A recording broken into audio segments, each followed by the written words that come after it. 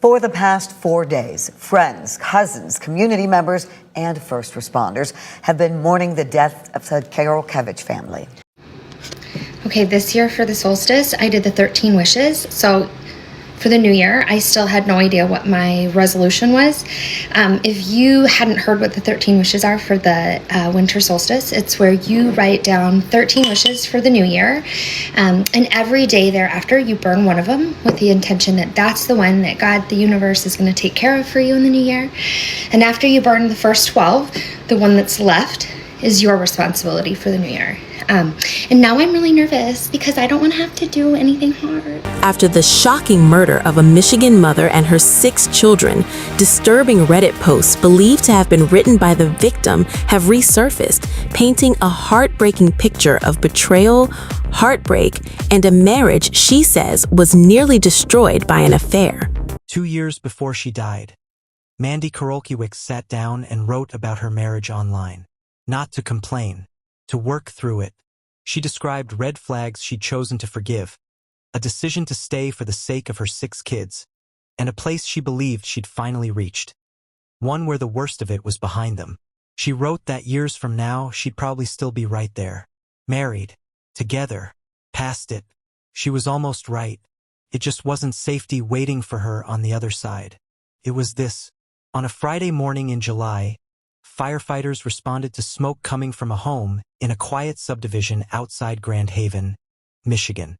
They expected something ordinary. Instead, they found 8 bodies. Mandy Karolkiewicz, her husband, Kristopher, their 6 children, ages 5 to 15. For 4 days, nobody outside law enforcement knew what had actually happened inside that house. If you want cases like this covered carefully instead of rushed out for clicks, that's what this channel is built around. And it only works if people who value that stick with us, so consider subscribing and turning on notifications so you don't miss the rest of this one. Here's what we know so far. Amanda, everyone called her Mandy, was 39. A substitute teacher in the Grand Haven schools, described by colleagues and family as warm, funny, and endlessly devoted to her kids. 4 of those kids were biological. 2, both 11-year-old girls, were adopted from China. Just days before she died, Mandy had taken those 2 daughters back to China on what family called the trip of a lifetime. Kristopher, 47, had spent years working remotely as a national vice president of sales and marketing for the American Heart Association.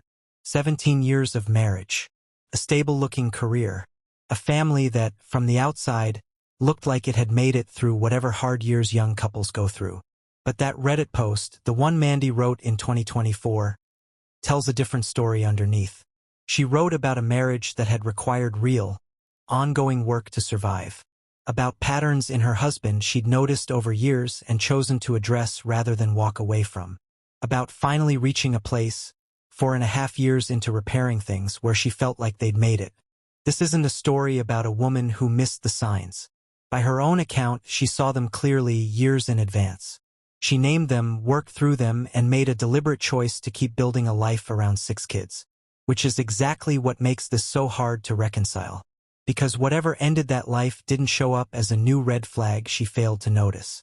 It showed up in a house that, by her own written history, she believed had already survived its hardest chapter. So let's sit with that contradiction for a second, because it only gets more complicated from here. Mandy's posts weren't a cry for help buried in a private diary nobody ever found. They were shared, deliberately, in an online community for people rebuilding marriages after infidelity.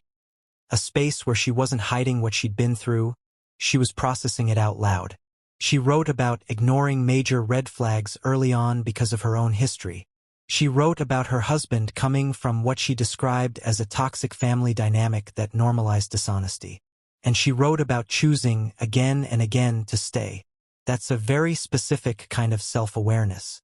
This wasn't denial. This was a woman actively naming the risks in her own relationship and deciding the reward. An intact family for her 6 kids was worth it. Which means whatever happened at the end of this story wasn't hiding behind her blind spots. It was either something new, something she never saw coming, or something that had been sitting quietly underneath everything she thought she'd already resolved. Now here's the detail that complicates things even further. Just weeks before the killings, Kristopher's employment with the American Heart Association ended. The organization confirmed this much but hasn't explained why. A family friend later told local reporters they believed he'd been fired. We want to be careful here, we don't know the full circumstances, and we're not going to pretend we do. But the timing is difficult to look past. A man loses a national leadership role, and within weeks, his entire family is dead. Put those two threads together. A wife who had spent years consciously working to hold her marriage together, confident enough in that progress to write about it publicly. A husband who, according to investigators, ended all of their lives within weeks of a major professional loss. Two very different timelines, one stretching back years, one compressed into weeks, colliding in the same house on the same morning. This is the part of the case that keeps people up at night, honestly, because it means the warning signs, if there were any at the very end, weren't the kind Mandy had spent years learning to watch for. They were something else, something new enough or well hidden enough that even a woman who'd made a habit of naming her husband's patterns in writing didn't see this one coming in time. Now here's where the investigation itself takes over, because everything so far has been about who these people were. This is about what actually happened. For days after the bodies were found, the Ottawa County Sheriff's Office confirmed what autopsies had shown. All 8 family members died of gunshot wounds. Kristopher Karolkiewicz's death was ruled a suicide. Every other death in that house, his wife and all 6 children, was ruled a homicide. Investigators say the gun was legally registered to him, and that evidence at the scene showed no one else had fired it. Then comes the detail that turns this from a shooting into something far more calculated. According to Michigan State Police arson investigators, the fires inside that home weren't accidental, and they weren't caused by the shooting itself. They were deliberately set in multiple locations, including the basement and the first floor, after the killings had already happened. Think about what that means. Whoever did this didn't panic in a single moment and flee. They moved through that house, and afterward, they gathered themselves enough to start fires in more than one part of the building. That is not the behavior of someone losing control. That is the behavior of someone executing a sequence. This is where the two timelines we talked about, Mandy's years of documented effort and Kristopher's weeks of unexplained unraveling, become almost impossible to hold in your head at the same time. A woman who'd spent years being honest in writing about the health of her marriage. A man who, investigators say, carried out a deliberate room-by-room act and then tried, just as deliberately, to erase it. And here's the part that should genuinely unsettle you. None of this was visible to the people around them. Not to teachers, not to co-workers, not to extended family, several of whom have spoken publicly since, still trying to understand what happened. Mandy's own writing suggests a woman who paid close attention to her marriage for years. And it still wasn't enough to see this particular ending coming.